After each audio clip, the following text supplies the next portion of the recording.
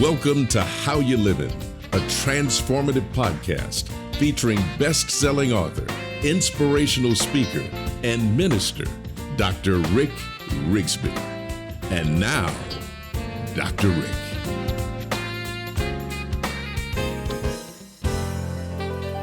Hello, friends. Thank you so much for joining us today. I want to talk to you about a topic that is just not for everyone, but I really believe that everyone might be able to benefit. This topic is for those of us who struggle with lust. Now, as soon as I say lust, we immediately think of sexual lust. However, a strong sexual desire is just one definition of lust. According to Merriam-Webster, the complete definition of lust includes a powerful longing, an intense desire or need, a severe craving. You see, friends, here's the reality. We lust after anything we think will offer strong feelings of pleasure and satisfaction. Those things can include money, status, power, position. We can also lust for success, fame, food, drugs, alcohol. I know those who lust for spending and shopping, wanting something so badly that we'll justify doing anything to satisfy that craving. I mean, just look at our present day landscape, right? We go, and do, and spend, and buy. And how does that leave us? For the most part, it leaves us frustrated and irritated and agitated and empty on the inside. And yet, this cycle feeds our desire to crave even more. This podcast episode is not designed to condemn or to judge, but if what I've said thus far appeals to you, stay with me just for a few minutes. I called this episode Divine Habits, spiritual habits designed to help us battle those areas where we struggle. You see, I really believe that we all struggle in one way or another. Our challenges are different, large measure based on our personalities. In fact, sometimes our greatest strength can even expose a significant weakness. I'll use myself as an example here. Friends, my struggle is with pride. I have struggled with pride as long as I can remember, certainly since my days as a television news reporter back in the 70s and 80s. Specifically, here's my battle: a lust for attention. Interestingly, one of my greatest struggles is also one of my greatest strengths, a strength that has resulted in me speaking all over the world as I have garnered the attention of audiences everywhere. For the last few years, though, I've been on a personal quest to address and control my lust for attention. The roots for this episode began while reading James Clear's outstanding book, Atomic Habits, How Small Changes Can Produce Massive Results. The book is titled Atomic Habits by James Clear. It is well worth the read. But since reading Clear's book, I've become convinced that small habits really can produce seismic results. I've also become more aware of my behaviors, negative behaviors, all designed to get attention. But with no plan of action, with no strategy to implement, my thoughts have become just thoughts. I know one thing: as long as my desire for something is stronger than my desire to make a change, I'll remain trapped on that wheel of repeating the same actions and then crying out, "Dear God, why in the world did I do that again?" Sound familiar, anyone? Everything came full circle to me recently. First, let me tell you how I start my day, and then what happened will make sense. My morning routine includes a time of prayer and a time of meditation, worship, and Bible reading. Some days I'll even read an entry from Oswald Chambers' classic devotional titled My Utmost for His Highest. The format of the book is quite simple. Chambers takes one scripture for each day of the year and offers an application that I frankly find life-changing. It's simple, yet profound. In the entry dated June 15th, Chambers discussed the Apostle Peter's words found in his second letter, that we ought be partakers of the divine nature of Christ. In other words, we should diligently pursue godly habits, something I call divine habits.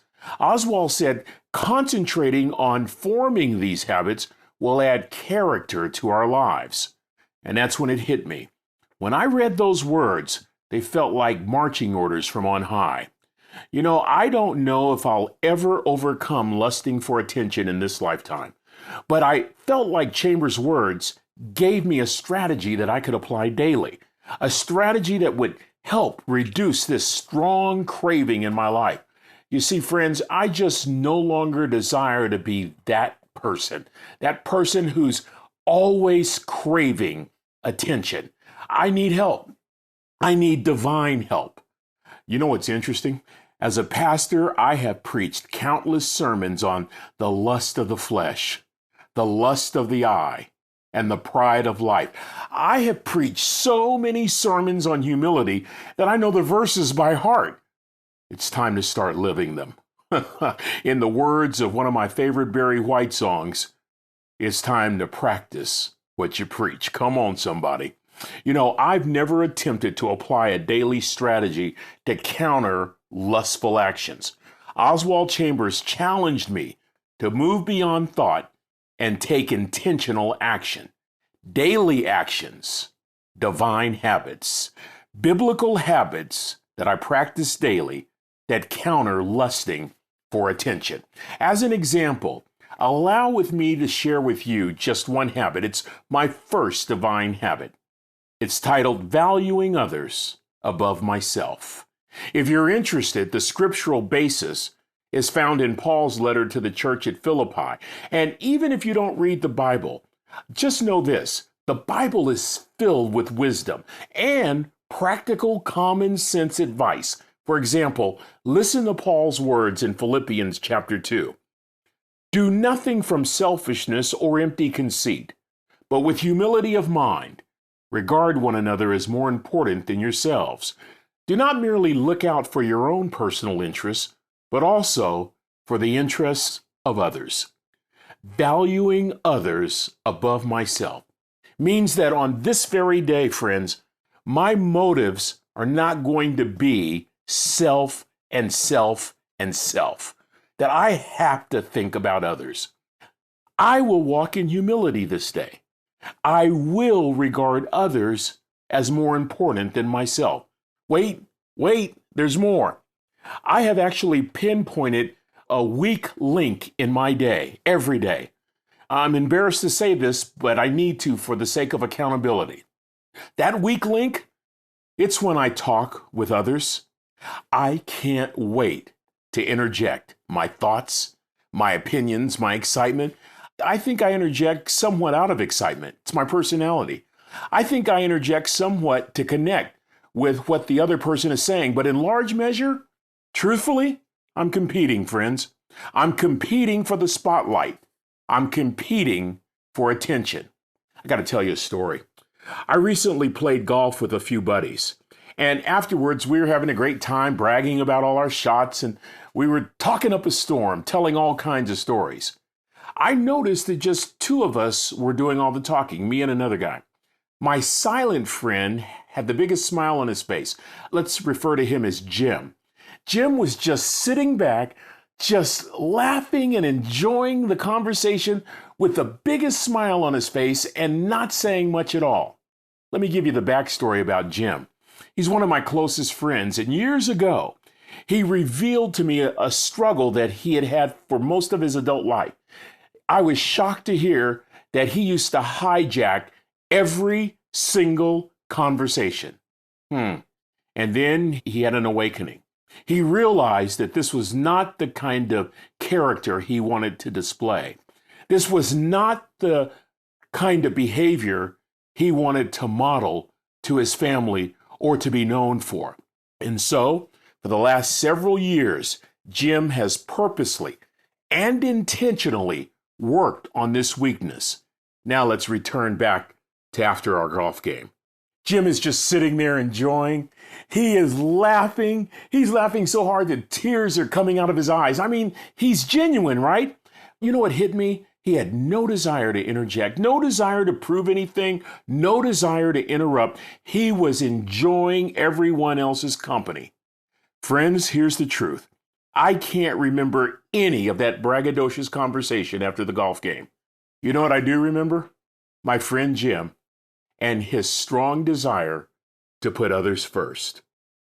Do nothing from selfishness or empty conceit, but with humility of mind, regard one another as more important than yourselves.